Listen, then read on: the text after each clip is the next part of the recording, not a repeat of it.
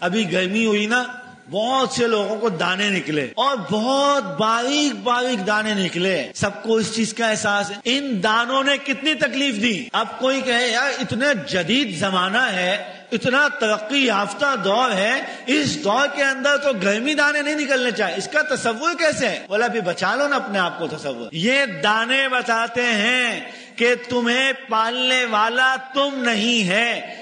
تمہارے بچوں کو دانے بتاتے ہیں کہ ان بچوں کو پالنے والا تو نہیں ہے. کتنے گرمی دانوں کے پاؤڈر لگا لو، کریمیں لگا لو، لیکن یہ دانے نکلیں گے. مطلب کیا؟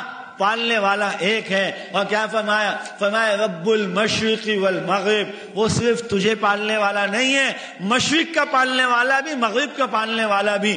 فاتخذہ وکیلا.